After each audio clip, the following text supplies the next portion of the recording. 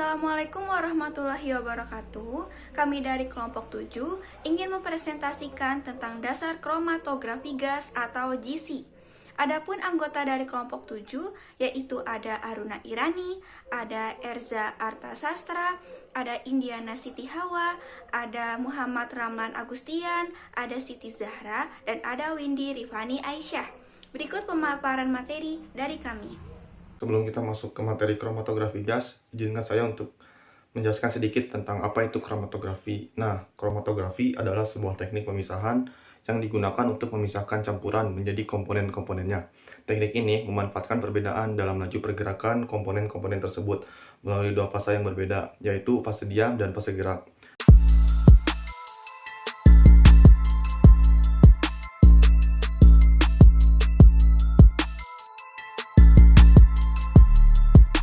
Fase diam biasanya adalah suatu substrat yang diam di dalam kolom atau media, sedangkan fase gerak adalah suatu aliran fluida yang melewati fase diam. Kromatografi diterapkan dalam berbagai bidang termasuk kimia analitik, biokimia, farmasi, ilmu lingkungan, dan banyak lagi. Teknik ini sering digunakan untuk menganalisis dan memurnikan sampel, mengidentifikasi komponen dalam campuran, serta untuk memahami sifat dan interaksi kimia antara berbagai senyawa. Terdapat berbagai tipe kromatografi, termasuk kromatografi gas, GC, kromatografi cair, kromatografi kinerja tinggi, HPLC, kromatografi lapis tipis, dan sebagainya. Nah, sekarang kita lanjut ke apa itu kromatografi gas. Kromatografi gas atau GC adalah metode yang sangat sensitif untuk memisahkan dan menganalisis campuran senyawa yang dapat menguap. Prinsip dasar kromatografi gas melibatkan pemisahan komponen campuran berdasarkan perbedaan laju pergerakan mereka melalui fase statis kolom oleh fase gerak atau gas pembawa. Oke, kemudian kita masuk ke tipe-tipe kromatografi gas. Yang pertama yaitu ada kromatografi gas padat atau GSC. Dalam GSC, fase diam yang digunakan adalah padatan, seringkali serbu kaca atau silika. Sampel diinjeksikan ke dalam sistem dan dipompa melalui kolom pemisah oleh gas pembawa. Senyawa-senyawa dalam sampel berinteraksi dengan fase padat di dalam kolom dan dipisahkan berdasarkan perbedaan afinitas mereka terhadap fase padat dan gas pembawa. Adapun keuntungan dari tipe kromatografi gas padat, yang pertama yaitu cocok untuk senyawa yang tidak mudah larut dalam cairan. Yang kedua, dapat memisahkan senyawa-senyawa dengan polaritas yang tinggi. Yang ketiga, stabilitas fase diam yang tinggi sehingga rentan terhadap kontaminasi lebih sedikit. Kemudian, kerugiannya dari tipe kromatografi gas padat, yang pertama, rentan terhadap penyumbatan kolom. Yang kedua, memiliki sensitivitas yang lebih rendah dibandingkan dengan GLC. Yang ketiga, terbatas pada senyawa yang memiliki afinitas terhadap fase padat. Kemudian, lanjut ke tipe kromatografi gas yang kedua yaitu kromatografi gas cair atau GLC. Ini adalah tipe kromatografi gas paling umum. Dalam GLC, sampel dilarutkan dalam fase cair dan diinjeksikan ke dalam sistem. Senyawa dalam sampel berinteraksi dengan fase cair di dalam kolom pemisah saat dipompa oleh gas pembawa. Interaksi antara senyawa-senyawa ini dengan fase cair dan gas pembawa menyebabkan pemisahan dan erosi senyawa-senyawa tersebut. Kemudian keuntungan dari tipe yang kedua ini, yang pertama, dapat digunakan untuk analisis senyawa organik dan anorganik. Yang kedua, cocok untuk senyawa yang memiliki mudah menguap dan memiliki berbagai titik didih. Yang ketiga, memiliki sensitivitas yang tinggi. Yang keempat, memungkinkan analisis kuantitatif yang akurat. Dan kerugian dari tipe yang kedua ini, yang pertama, kolom pemisah rentan terhadap kontaminasi dan kerusakan. Yang kedua, tergantung pada sifat fisik dan kimia dari fase diam yang digunakan. Kemudian yang ketiga, memerlukan penggunaan gas pembawa yang mahal seperti helium. Dan yang terakhir yaitu tidak cocok untuk analisis senyawa non-volatil. Kemudian lanjut ke tipe kromatografi gas yang ketiga, yaitu kromatografi gas penukar ion atau GIC. Dalam GIC, fase diamnya adalah penukar ion. Senyawa-senyawa dalam sampel dipisahkan berdasarkan interaksi mereka dengan penukar ion dalam kolom. Setelah dipisahkan, senyawa-senyawa tersebut dideteksi oleh detektor yang sesuai. Adapun keuntungan dari tipe kromatografi yang ketiga ini yaitu yang pertama, cocok untuk analisis senyawa-senyawa yang bermuatan. Yang kedua, dapat memisahkan senyawa-senyawa anion dan kation. Kemudian kerugiannya, yang pertama, memiliki sensitivitas yang rentan terhadap senyawa netral. Yang kedua, memerlukan pemilihan penukar ion yang tepat, tergantung pada senyawa yang akan dianalisis. Kemudian, yang keempat, tipe kromatografi gas superkritis atau SFC. Ini adalah bentuk kromatografi gas yang menggabungkan prinsip kromatografi cair dan gas. Dalam SFC, gas superkritis digunakan sebagai fase gerak yang memiliki sifat antara gas dan cair. Sampel dilarutkan dalam fase superkritis dan dipompa melalui kolom pemisah. Interaksi antara senyawa-senyawa dalam sampel dan fase superkritis memungkinkan pemisahan mereka. Adapun keuntungan dari tipe kromatografi gas yang keempat ini, yang pertama, cocok untuk senyawa-senyawa yang sulit dipisahkan dengan kromatografi cair atau gas biasa.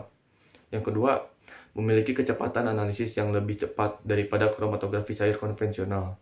Yang ketiga, dapat digunakan untuk analisis senyawa polar dan non-polar. Kemudian kerugiannya dari tipe kromatografi gas yang keempat ini, yang pertama, membutuhkan peralatan khusus dan mahal. Yang kedua, ketersediaan kolom pemisah dan detektor yang terbatas dibandingkan dengan GLC atau HPLC. Dan yang terakhir yaitu mungkin memerlukan pengoptimalan metode yang lebih rumit. Prinsip kromatografi gas. Nah, prinsip kromatografi gas ini adalah pemisahan suatu komponen yang didasarkan pada perbedaan koefisien partisi atau titik didih senyawa di antara dua fase, yaitu fase gerak berupa gas pembawa yang bersifat inert dan fase diam yang berupa kolom yang berupa padatan atau cairan. Pemisahan akan terjadi di dalam kolom dan akan diteruskan ke dalam detektor. Hasilnya akan keluar sebagai kromatogram.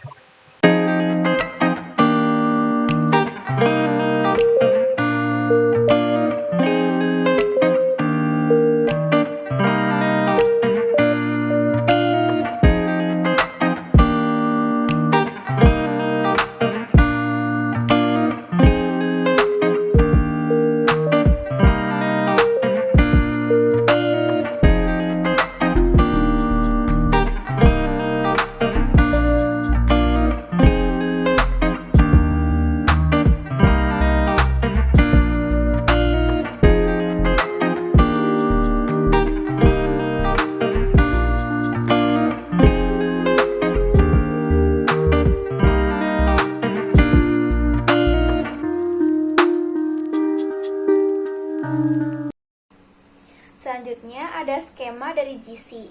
Nah, di sini ada gas karir. Gas karir ini merupakan gas inert yang bisa berupa gas nitrogen, helium, argon, dan lain sebagainya, disesuaikan dengan detektor yang ingin kita pakai.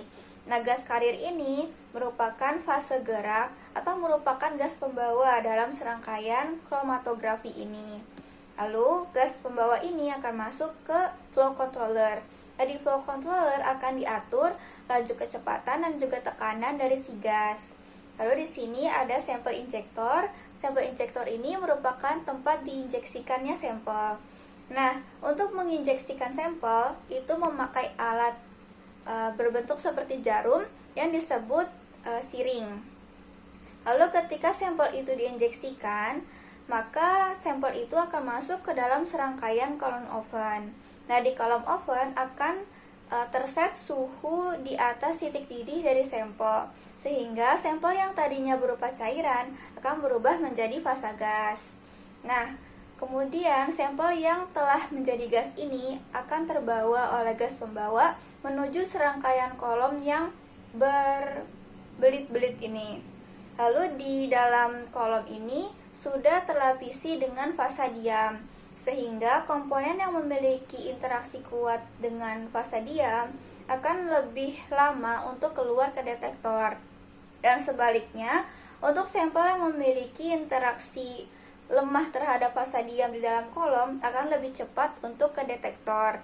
Nah, di detektor akan komponen ini akan berubah menjadi ion, lalu kemudian berubah menjadi arus listrik, dan kemudian akan diteruskan ke dalam recorder dan akan dibaca sebagai kromatogram, luas persen area, dan juga waktu retensi.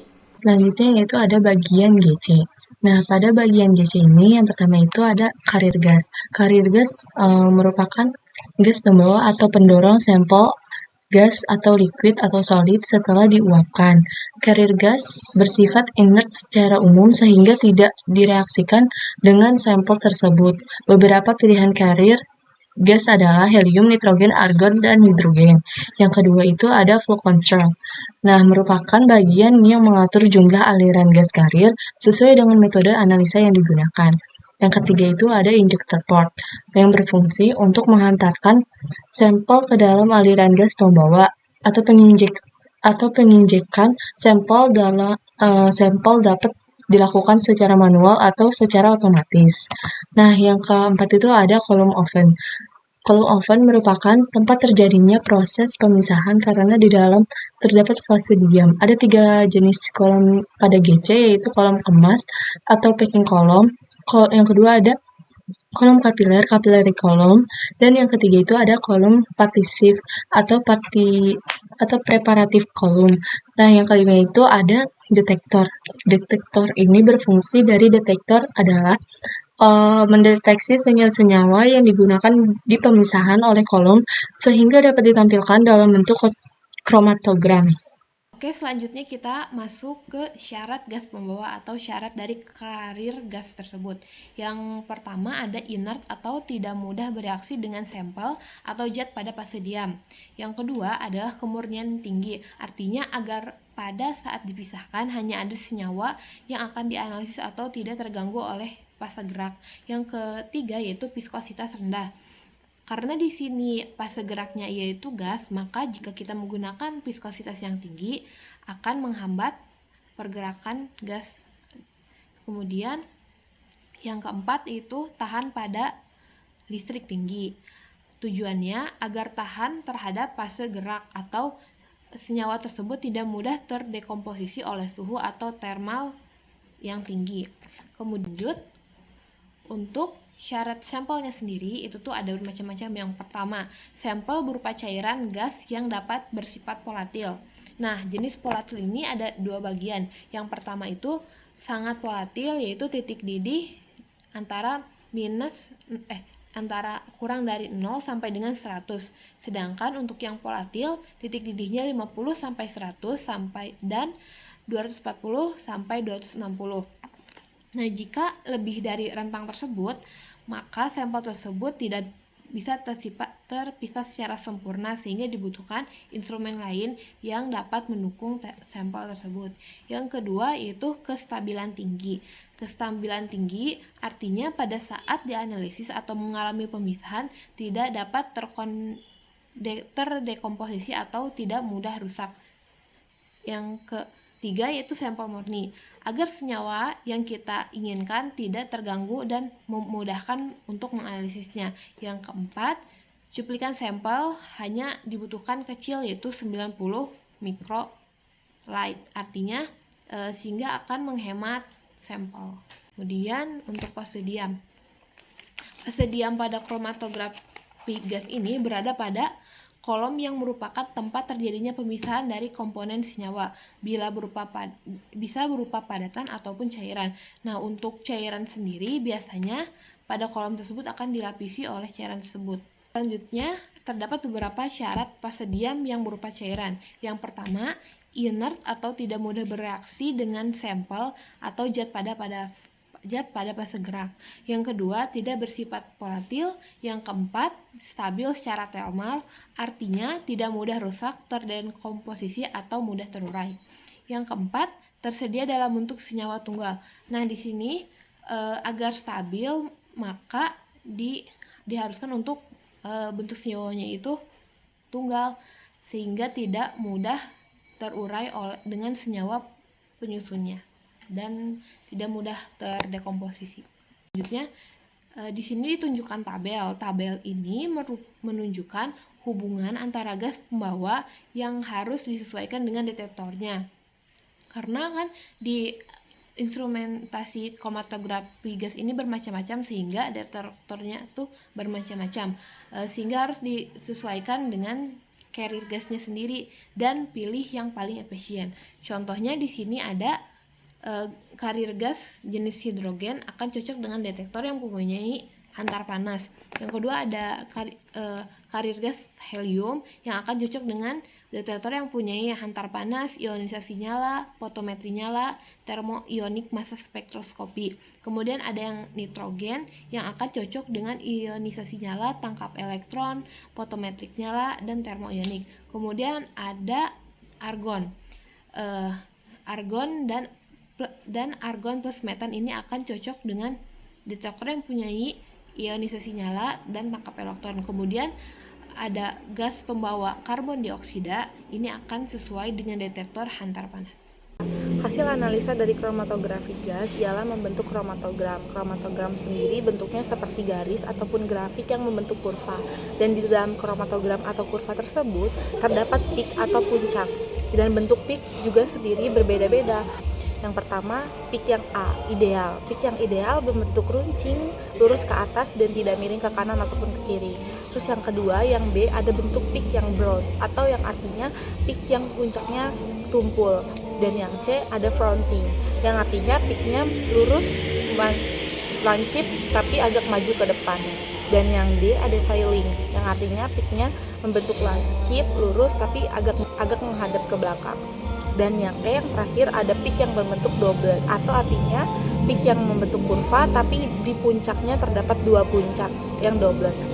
Dari dua puncak itu kita bisa hitung berapa jauh kedua puncak itu dengan sebutan resolusi. Lalu dalam kromatogram juga selain peak dan resolusi ada juga disebut efisien kolom.